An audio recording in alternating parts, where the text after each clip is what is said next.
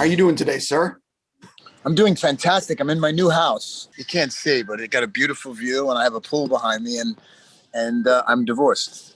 So here I am. I didn't know, and I'm going to say sorry. No, don't. No, say thank you and congratulations and that stuff. Thank you and congratulations. I was going to say that I was lucky enough to visit your old place, and yes. I liked that house. It was cool. Yeah, it was cool. But this one is all one level, which I love, mid-century, because I'm a bit of a neophyte architect buff, and it's got everything I need and my kids need, and I'm away from all the craziness. I mention I was divorced? You did? I'm single. I'm single for the first time since I'm 25. Since I'm 24 years old. Yeah, I never ask people about personal life stuff, so I won't dig down on this. I will just say if you're happy, then I'm happy for you. I love you. Right. All right, let's jump into my list of questions because I got a lot. You've acted in a number of different projects and you've been on a number of different TV things. Is there a TV series you would love to guest star on? Guest star on? I think maybe Peaky Blinders. I think that's really well done and it's cool. I like cool TV shows. This is why I love doing Kingdom, because I felt like that was a show I would watch. So yeah, I think something like Peaky Blinders or maybe Mandalorian. I could definitely see you on Mandalorian and Peaky Blinders. Both would be good fits for you. Be fun. Yeah. I'm trying to find a good TV show, either to develop a show with Carnahan or maybe find something, that is either limited or like Kingdom was 10 episodes season, I love doing really good TV. It's fun and it pays well. Sure. Also, TV's never been better than it is right now. That TV is where it's at. Yeah, no, completely. I looked at your schedule. I looked at what you've been filming recently, and I have to ask, do you take time off? If I can, I do for a very short amount of time. I don't like sitting around, and I just love to work. I like to be doing something. I always say, like, if you were a musician, you play music all the time. If you're a painter, you're painting all the time. And if you're a plumber, you're usually plumbing all the time. It's like, I don't get where actors want to sit around and kind of wait for the perfect job. Listen, if it checks off 2 or 3 boxes out of 10 for me, I'm going to do it, Speaking of painting, so I watch Billions. And I'm a big fan of that show. You played a painter in the recent season, which aired half the season already. Are you in the back half of the episodes? I think I'm only in 1 or 2, which was the plan before we shut down. So I think there's 1 or 2 left that I'm obligated to do. And they're a great group of guys and ladies, and it was a lot of fun. So I'm actually looking forward to going and kind of closing it out. Right. And that's the thing. Like, so when they wrapped on the first half of the episodes, so they haven't filmed yet the second half. No, they look, that was when New York got hit with COVID right in the beginning. And I was staying at a hotel that actually shut down like the day after I left. So it had gotten really serious then. And, I think I'm going back sometime in March. Got it. Did you? Yeah. Listen, I love Billions. I think the acting and the writing, it's just a really fun show. Yeah, it is. Were you familiar with it prior to doing your guest role? I made myself a bit familiar with it. I don't, because I'm moving around a lot, I don't watch a lot of things. I'm friends with Giamatti. I've been friends with Giamatti for 15 years. And I knew he was on the show. I've seen it a few times. I didn't realize how popular the show was. It's very, very popular. Was it one of those things that after your episode started airing, all of a sudden people are coming up to you and being like, "Oh my God, I loved you on Billions"? Yeah, they would be like, "Hey man, I saw you on Billions," and he's like I love you. At this point in my life, like it's flattering, but wherever I go, like there's people know who I am. It's there's the different levels of fame, so I'm somewhere in the middle. But when I start getting like 60-year-old women coming up to me and saying, "Oh my God, I love you and you're the artist," and I'm like, that's not my demographic. So it's like, oh, this is interesting. Like people who I normally wouldn't be, would never see me do what I do, are now tuning in. And look, you realize the power of television. And I was only on the show for 7 or 8 episodes. I mean, then it started to pour in. Like, people really love me on Billions. I'm like, oh, I got to watch this. I got to see how I was. And it's like you said, it's a great show with great people. And I'm so dumb. I think who's going to see that? So it's good. You can gain an audience even at my old age. Well, what's interesting is what a lot of people I think sometimes forget is when you're on a show like that a lot of people are watching, or a lot of industry people are watching. Yep. All of a sudden it's like casting agents, you're on casting agents' radars that you might normally not be on their radar. Yeah. I mean, look, I do a certain thing, I play a certain kind of character. Mostly there's a variance, on that character, but mostly it's that guy. And when people see me do different things like that, it's why I do these little movies. Like, it's why I do this movie, No Man's Land, or I got a movie coming after that, Body Brokers. There are little movies that I get to be something other than what people really know me for. And, not only casters, mostly, it's producers who then call and go, hey, would you be interested in doing that? And I'm like, yeah, man, let's talk. You've been acting for at least 20 years, I believe. No, 30 years. Yeah, 30 years. 30 years. Yeah, 30 years. It's very hard to be earning a living as a working actor, where that is all you're doing and earning a living. And you were lucky enough to to be in that boat now where, this is all you do. When did you first realize that you had made it as like an actor and that you could do this full time? My first full-time gig on Guiding Light 100 years ago, I made a lot of money. I mean, I was a kid. I was in my late 20s and I was on a soap opera full time.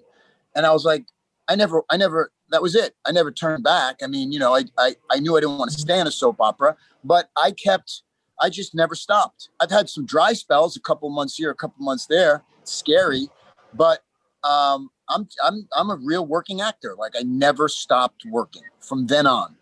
And, I don't worry about it. I don't worry about now. I get offers all the time and it's great. And I'm grateful. I kind of carved out a niche for myself, but I just always figured this is what I'm going to do. And, I'm going to live within my means and then just keep working, and I got so many friends that said, well, I want to try to be this kind of actor. I'm just going to try to be a working actor because I also need to feed my family. Like, people say to me, why would you do that piece of shit movie Jiu-Jitsu? And I'm like, well, the truth is they paid me a lot of money and I went to Greece for 5 days and it was a lot of money. It was probably more money than most people make in 5 years, maybe 10 years. And I was like, okay, I'm going to go. I'm going to do my thing. I'm going to be as quiet as I can. And I'm going to leave. And I'm going to go to the bank. So, guys like me, and I get a lot of shit for some of the shitty movies I've been in. I'm like, well, they paid me. That's, I'm not George Clooney. Like, nobody's paying me $15 million to do something. And then I could wait another 2 years to do something else. And so it's worked for me. It's I know when I'm doing some things, they're not going to be good. And they're going to be a little cheesy. And I'm like, as long as I do my work and I come out of it clean, I'll be okay. Well, what's interesting is you were in a movie that most Americans don't know, which I believe is Wolf Warrior 2, which is like one of the highest grossing, if not the highest grossing movie in China. Oh, no, it's in China. It'll never be surpassed. It's made $1 billion in China. It's by far the biggest movie ever, a Chinese domestic release, by far. Right. So my thing is that I think a lot of people don't realize, listen, obviously when you signed on to that, you had no idea what that movie was going to be. No. But also, like, China is now, or it's going to be, one of the biggest movie audiences in the world, if it's not already there. So how does Wolf Warrior 2, being in that, are all of a sudden you getting more offers from movies that are being done in China because everyone knows who you are? Well, I am a name in China, a big name in China because of that movie. And so, it's not like I'm getting a lot of offers in China. It's if there are movies that are being made and it's a Chinese producer or a Chinese financier, my name is always my name's always there, because I have that kind of value in China, by happenstance. I never thought this would happen. I never thought, when I came back from doing that movie, or when the movie came out and it made $1 billion, every studio head wanted to sit down with me. Like I did this, like I planned it out. You know what I mean? I'm like, I don't know. And then COVID happens. But yeah, I mean, listen, I'm in that movie. And then I'm in the Marvel movies, from the Captain America movies. They're huge in China, huge. It's why I got that movie. It's why they offered me that movie. And then the Purge franchises all over the world. Even Kingdom is all over the world. So a guy like me, an actor, the way movies get financed is through foreign value. So I have far more value in other parts of the world than I do in the United States. So for guys making independent films, I'm good, because they can raise money before they even start shooting film from the different nations and territories that I can bring money into. Now, some guys bring in a lot of money and some guys can bring in some money. So those are the movies. There you go. That's the career that you kind of try to eke out. You know what I mean? Sure. Listen, I respect what you do. I think a lot of people dream about just being a working actor.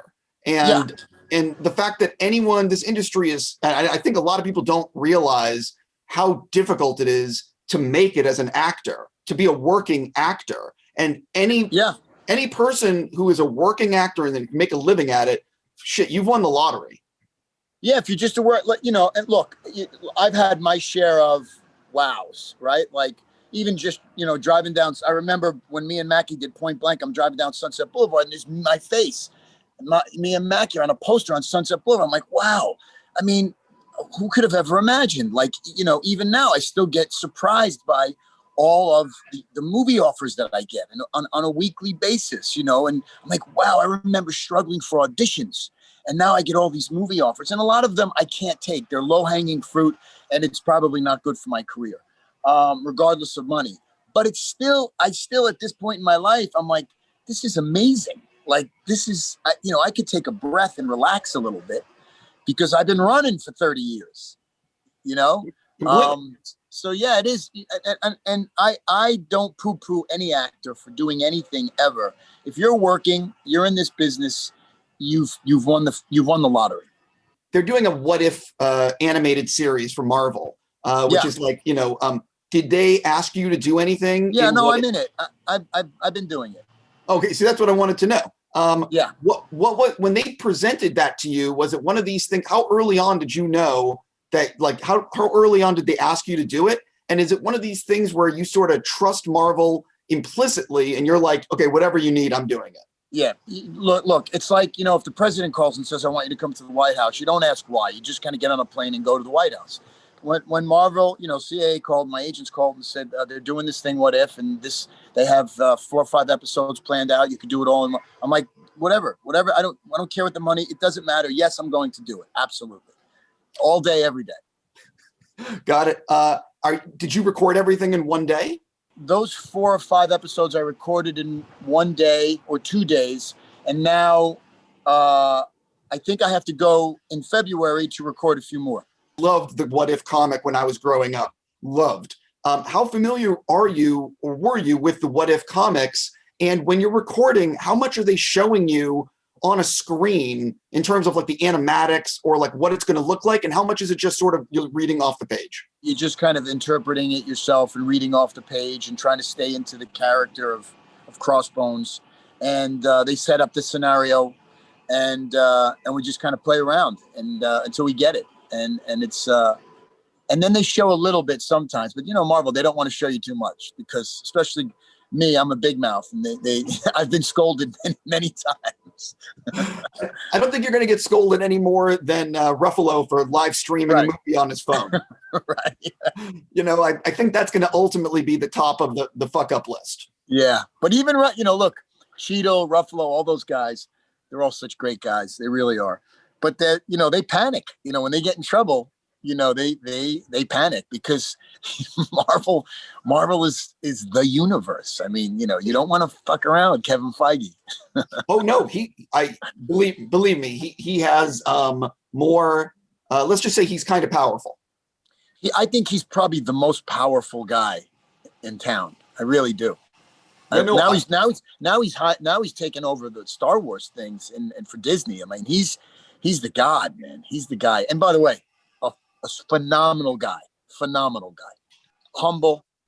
Completely. The thing that I think a lot of people don't realize, and I've interviewed him for like 12 years now, is that he's the same guy from 12 years ago that he is now. This success has not gone to his head. It's so the anomaly out of the people that I've encountered in Hollywood. But that's the reason why Kevin Feige is Kevin Feige. And you know what? I've never heard a bad word about it. Like no one. This is a town where they love to see you get to the top, but really they love to crush you when you're falling off the mountain. I've never heard anybody say a bad word about him. Like he's a good dude. He's a smart guy who loves what he does, and he does it better than anyone else. And God bless him. I mean, Kevin Feige changed the world. He really did. He changed the world with the movies that and people will argue, the Marvel movies have fucked up the movie business and they vampirize it. I'm like, no, they created the movie business that was dying. They have saved the movie business. Yeah. Listen, the superhero genre. Are you a bit surprised? Because listen, you obviously were in a number of Marvel movies. Are you a bit surprised at the lasting popularity of the superhero genre? Because you got to remember, Crossbones was on screen for like 17 minutes or 12 minutes, whatever it is. I mean, the first one when I was Brock Rumlow, I was in the whole movie basically, but I was Brock Rumlow, nobody cared. This is how you know the power of Marvel. I'm in the movie for 12 minutes.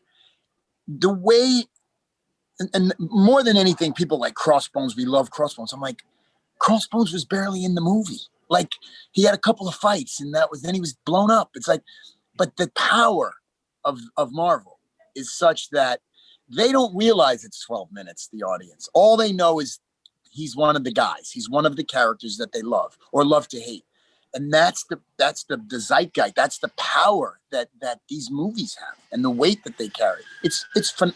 I am amazed by it. I don't want to get you in trouble about the what if. I don't know much more. I really don't.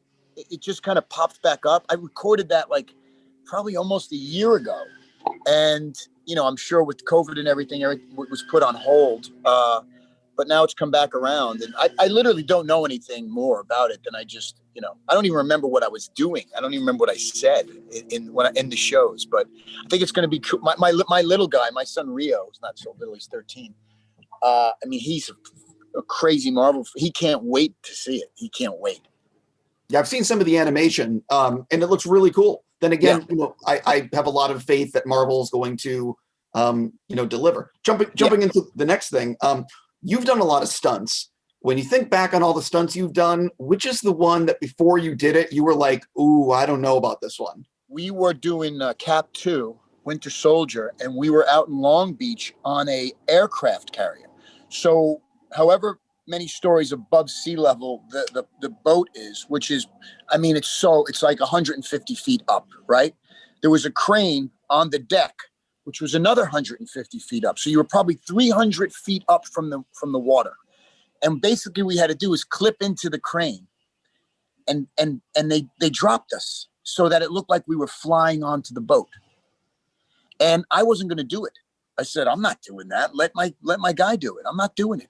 And Scarlett Johansson said, well, I'm doing it. Yep. So she went and did it. And then I had to do it. I think in the movie, I fly in behind her.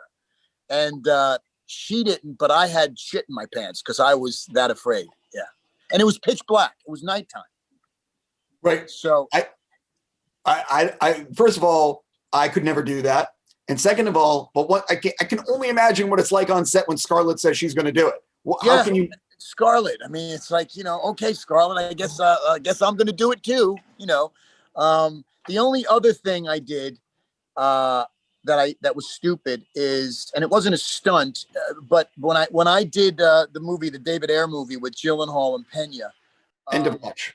Yeah, we were Gyllenhaal had this great idea that he was going to get tased so he could feel what it was feeling like. And I'm like, I'm not doing that. You're stupid. And then Natalie Martinez, beautiful Natalie Martinez, said, well, I'm going to do it. And I'm like, mother, now I got to do it because I'm, that guy. And it was miserable. Yeah. So mostly I just fight. Mostly I'll do all my own fighting. I'll do my own driving as long as I'm not driving off something.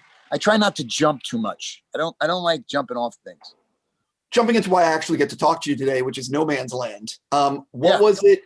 For people that aren't familiar with the project, talk a little bit about what it's about and who you play. Yeah, I mean, this is one of those movies where I'm like, okay, I get to do something different. It's a serious movie. And, there's a strip of land called No Man's Land. It borders Texas and Mexico.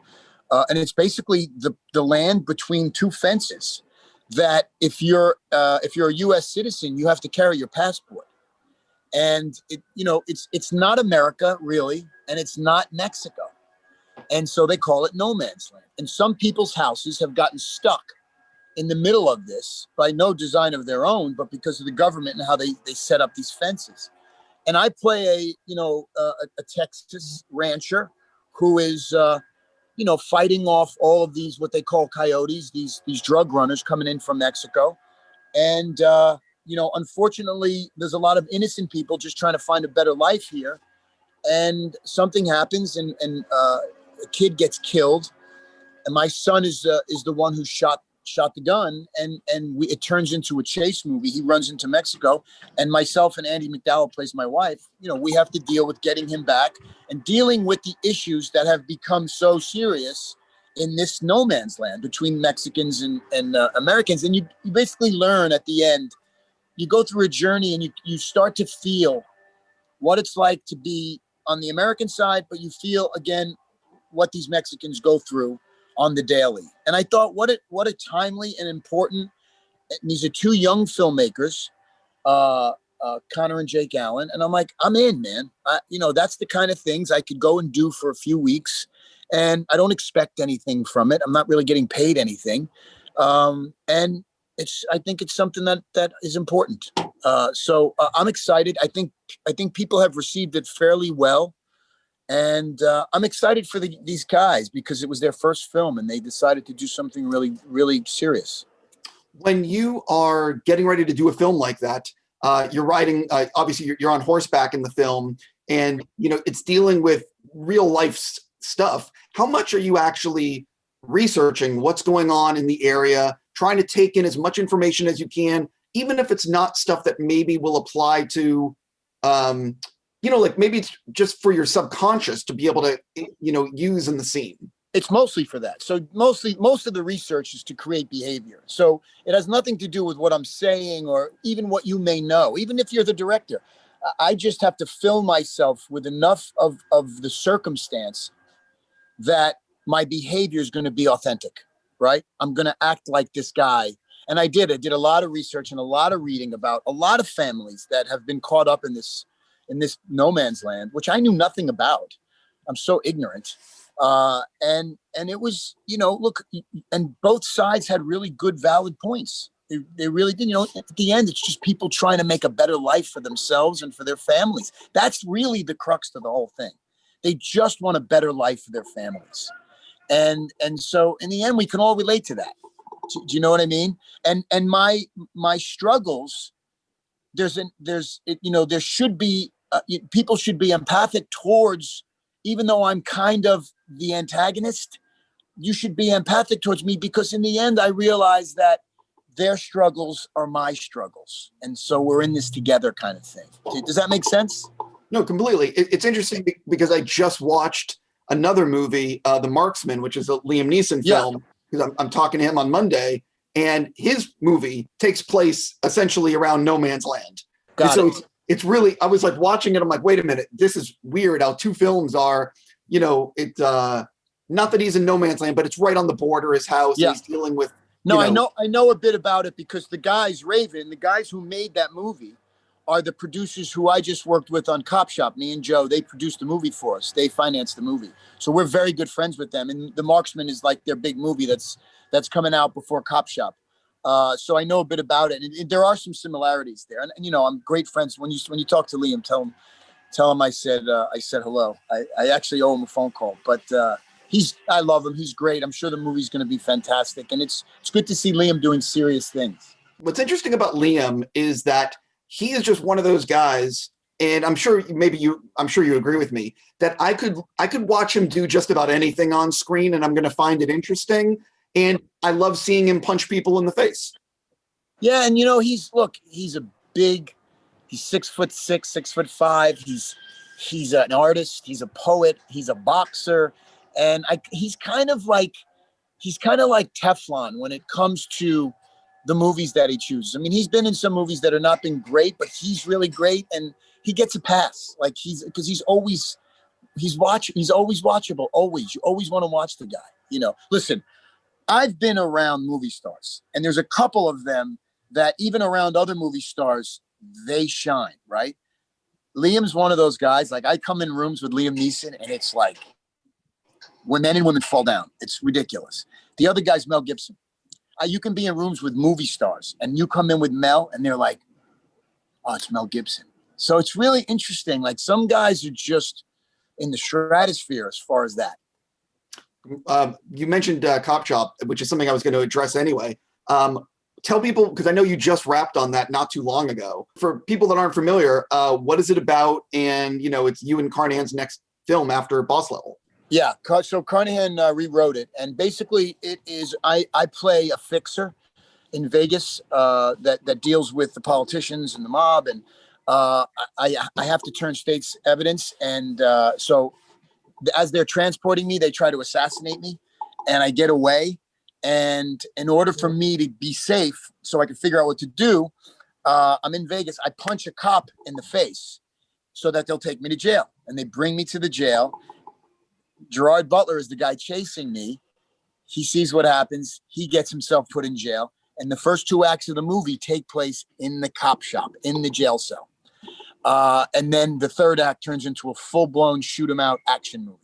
So it's shot beautifully. It is kooky. I have long hair. It's a real character piece for me. Butler is great in it. It's a real kind of cat and mouse thing in the beginning of the film. And then the third lead in the movie, Alexis Louder, is a young African-American actress who is going to be a star. And she's the cop that I punch in the face. And we have this relationship. And she has a relationship with Butler. She doesn't know who to trust. And she trusts the wrong one. And that's how the whole thing turns into a shit show in the third act. But it's a really cool, it's much like Boss Level. It kind of mashes genres together, and it's very singular in what it is. Yeah, it's interesting. You talked earlier about foreign sales and the importance of certain actors. Gerard Butler is one of those guys that he's on with international stuff. Bigger than anybody. Any movie gets made if Butler's in it. Talk a little bit about putting this thing together and landing Gerard in it. Well, we know Gerard. I know Gerard. The script came with Gerard semi-attached, right? And I called Jerry and I was like, are you still attached to this? He goes, I don't know. He goes, you know, I got other things happening. I said, well, Carnahan's going to do a pass. I want to show it to you after. He read it and he was like, I don't know. I said, okay, so we're going to go out to somebody else. We actually went out to Liam. And we talked to Liam. We gave it to Liam. And he said, you know, it's very close to another movie in the sense that it's very inside one building, whatever it was. Liam passed. We went back to Jerry, and Jerry ultimately, for whatever reason, that's not important, he said yes. And you know, the reality is when you're a financier like Raven, names like Liam Neeson and Jerry Butler are the names that can get you the most money, so that you don't really need a whole lot of equity when you're making the movie, because the foreign territories have already pre-sold, and you kind of make the movie with that money. And those two guys are the biggest names right now globally for international financing. When do you think people are going to see a trailer or footage or stuff from it? I think what we're trying to do is put some kind of a sizzle trailer together, coinciding with when Boss Level drops. Got it. I want to jump into Boss Level, which is we did essentially a world premiere screening at ArcLight Hollywood almost a year ago now, and it was like one of the last things that we did as part of our screening series. I'm so excited for people to finally see this movie because it kicks so much ass. How much for you? What has it been like having this is a really, really fun, cool movie that you've been waiting for people to see for like a year and something. What has this been like? 2 years. Yeah. Look, it's that movie that really could be a game changer for me. It could be a game changer for War Party, for our company. And, we've had to sit back and deal with a lot of obstacles throughout the 2 years almost. And then COVID came. And, not unlike many other films, we found a streamer in Hulu that really saw the value in the film, especially what's going on now. It's good to have a movie that's just fun. We are so lucky and fortunate that Hulu came with a life raft and kind of saved us from this whole COVID thing. Yeah, I think the movie's going to do tremendous on Hulu, mostly because the movie kicks ass. Yeah, and and there's not. It's coming out at the right time because there's not a lot of movies are obviously in pause mode right now because there's not a lot of product coming out because there's some, what I mean. It's an interesting time. And look, the studio system, and which I'm really not part of, but the studio system and those people who release movies theatrically, big movies, there was so much trepidation to go back to who used to be their rivals last year, and those are the streamers, and then have to do business with them because it's the only way to get these movies sold and out. And I think, we thought, in 6 months it'll be okay and theaters will open. And then another 3 months, we think maybe they'll open. It's, in LA, it's not opening anytime soon. I mean, LA is a shit show with COVID. So what do you do? What do you do? Like France, they closed their theaters again. New York's closed their theater. It's like, how much time could go by before you got to get these movies out because you got other movies you got to make. It's the only way we could keep the industry alive. Do you know? So here we are. Look, I think we lucked out. I really do. March 5th. So we're right around the corner. I think the timing for the movie's perfect.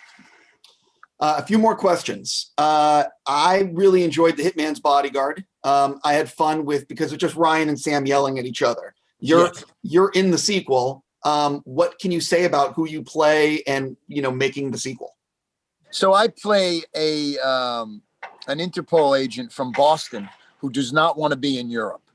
And I'm forced to go there to kind of wrangle up the guys and the girls and to kind of force them to help me bust this ring in Europe.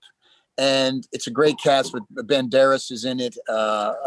Obviously Sam and Selma and Ryan and there's a bunch of other great people. And it's basically a cat and mouse, it's a chase film throughout Italy and Croatia and France and the United States. I saw the movie. It's hysterical. It's better than the first one. And there's a lot of big explosions. Again, it was supposed to come out in August. They pushed it to the following August, which is next August. But I think they're even getting antsy about that. I wouldn't be surprised if we saw that movie on a streamer. Yeah, I actually, I wonder, because there's so much product that's sitting, waiting to come out, that it can't all come out when theaters open. And what's more, I think you can agree, we're both in LA. I mean, I originally thought that by May, we might be getting back to some sort of normalcy. And now I'm looking at the calendar and looking at the vaccine, and I'm like, ooh, I don't know about that. No. My cousin works at Kaiser, and he said, we are so beyond overload. Like, we're intubating people in the hallways. Like, he said, I know you're living your life thinking, well, maybe it's bad, maybe it's not. I don't know. Why is everybody making a big deal about it? He goes, it's crazy in Los Angeles. It's so who knows when the movie, and even when the vaccines we start to be comfortable with it. It's available. When are we going to go sit in movie theaters next to each other? I don't know. It's a scary. I don't know how we ever recover fully from what's going on. But I'm not an intelligent guy. I'm sure people have a plan, but I just don't see it happening anytime soon. No, I agree with you. I think, yeah, listen, that's a whole nother thing. But I am curious, when you're making Hitman's Wife's Bodyguard, when you obviously watch the first film, you see how much they're like riffing with each other and how funny they are with each other. Are you sort of showing up on set knowing, okay, I got to really be able to improvise in some of these scenes and sort of go with it? Yeah, look, I've been doing it just as long as anybody else, right? So I love improvising, and that's fine.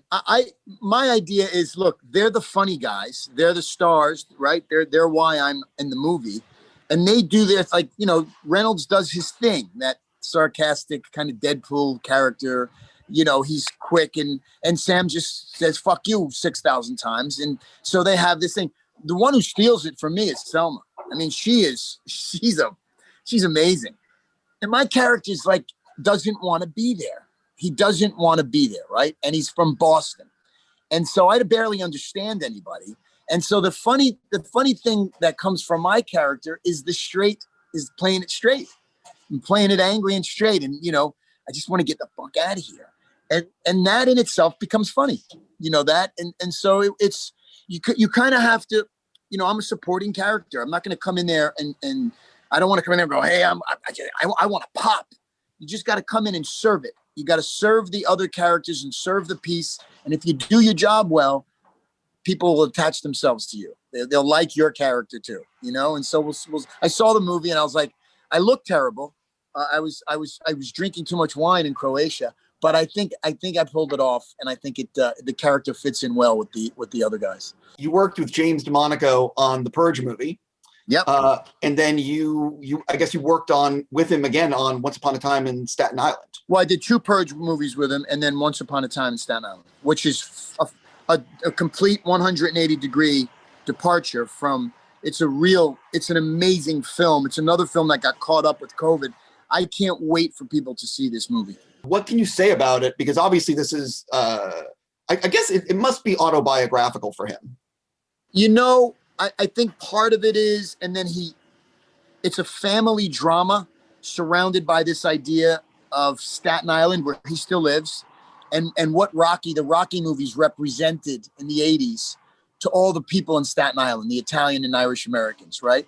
But it's what's inside of it is this broken little family that goes on this journey, and they each one of them have this revelatory change by the end of the film and growth. And Naomi Watts, this is now my 3rd movie with her. She's so amazing. To me, she's the best actress that I've ever worked with. And Bobby Cannavale is great. DeMonaco, people will understand that how talented this guy really is. And we are talking, him and I, about another Purge movie. What? Yep. For sure.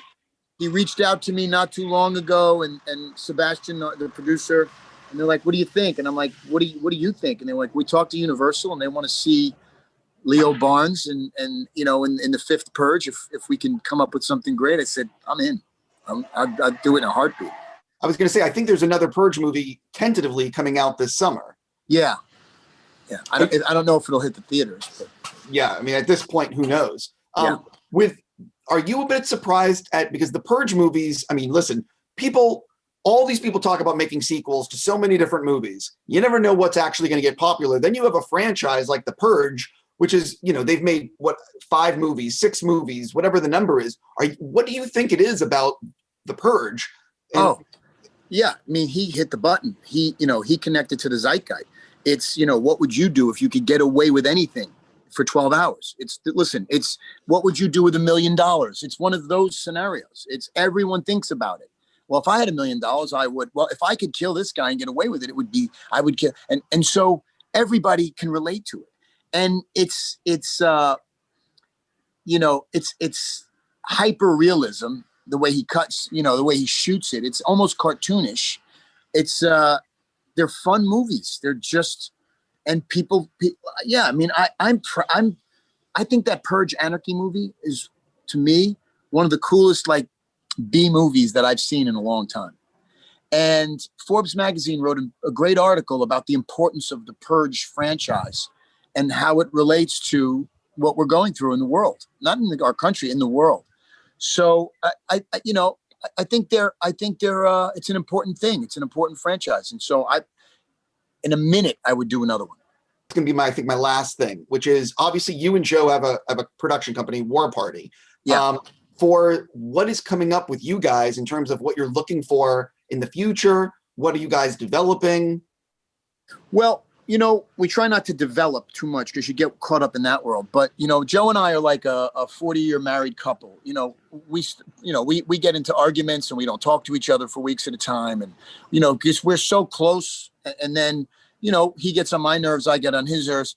We're anticipating some good things happening once Boss Level comes out. And he's right now cutting Cop Shop. So I leave him alone. And we have what's on the plate immediately. There's two things. One is called Graves, which is I did a movie called Wheelman for Netflix. I don't know if you've seen it. It was a while back. Yeah. I'm going to get you in trouble now and say that we did a premiere of that movie. Oh, we did. That's right. Sherman I can't, bro. I drink a lot. But it's kind of like Wheelman, only it's a horror movie. It takes place in a car. It's phenomenal. And then we're doing a movie called Xeno, which we're trying to put together with Dion Taylor, who I did Black and Blue with, the director. And we're trying to get someone like Will Smith to play my brother, adopted brothers. And it's kind of like, it takes place inside a building, and it's kind of like The Raid, but a little different. Which one do you think might go first? I think Graves could go right away. I think either one of them could go right away. But Graves is a small movie. It's like $8 million. So we could do that quickly. And it's all interior. So it's also COVID friendly. So probably that one. But, Joe might be exhausted after he finishes Cop Shop, and he might need to go away for 4 months. That's the thing about being a director. He wrote the movie, then he preps the movie, then he's got to make the movie, and then he's got to cut the movie. Right. So it's, for me, I make the movie, I go do another movie and then another movie, or I stay at home, and, he's got to continue on his journey and make the film. So he might be tired, and he might be tired of me too. So he might want to break. I think that's one of the things I try to talk about with filmmakers, to sort of educate people that aren't familiar with the movie making process, which is when you're a director and you sign on to do a movie, it's at least a year of your life. To Joe's credit, he handles it brilliantly, but you got to deal with a lot of people. You're dealing with every person that's involved in the filmmaking process, from soup to nuts. They all work for him. He's got to deal with all these people. He's got to fight for the movie. So if the movie needs more money, he's got to go to these, we have to go to these financiers and kind of, take from Peter to give to Paul. Listen, I don't ever want to direct, ever. I enjoy producing. I like putting the puzzle together, but that job, I don't want to do it. I don't want to do it. I understand. Last thing for you. So it's now the beginning of January. What's your schedule like for the upcoming few months in terms of what you're going to do? Yeah, they just pushed it a week. I'm going to do a movie in Mississippi, A Day to Die. It's called. It's me and hopefully a good Bruce Willis. And then I'm going to do another movie in Vancouver after that. And then I have one other movie. There's 2 movies that I have offers on. I'm going to decide which one. I'm good until the end of April. And then Joe and I will figure out what we're going to do. Oh, so you're nonstop again. Yeah, man. I'm, like I said, did I tell you I was divorced? Right. So that comes with that is 2 households. So I have to pay for a lot of things. So I'll be working a lot. Yeah. And I have like 7 or 8 movies coming out. No, I looked on the always accurate IMDb and was like, oh, he has a lot of stuff coming out. Yeah. Good. I have some really good stuff coming out that I'm excited about. That is very different stuff it's all different from each other, which I'm, but most importantly is that Boss Level's coming out. I think just for me and Joe, what we've gone through, I think hopefully that will kind of reap some benefits. for us as two guys who just constantly push rocks up hills, because that's what making a movie is. Yeah, I mean, listen, man, I've seen Boss Level 2 or 3 times, and I have so much fun with it, and I really can't wait for people to see it, because for people that don't realize, it's, you know, it's an action Groundhog Day, and I don't know how you pulled off. We talked about this, about how I think you guys made the movie in like 26 days or some crazy 26 days. Yep. Yeah, crazy number. And it's so much action, it doesn't make sense. No, we were so dialed in, him and I. We were like, we're either going to do this or we're going to die trying. And we went from 41 days to 27 days. Talk about financiers. They took away all those days, and we said, well, we're going to do it. We hired 280 people. We're not going to put them out of work. We got to do it. And he said, can you do it? Can you do it? I said, dude, I'll do 20 pages of dialogue a day if that's what I have to do. And I said, I'll do my stunts. If I get hurt, we got the guy. Like, we just did it, and it worked, you know? Hey, listen, man, I really appreciate your time, especially giving me literally so much time. And good luck with your new house and with everything you have going on. I noticed the punching bag also. Oh, yeah. I have a couple of them hanging around the house.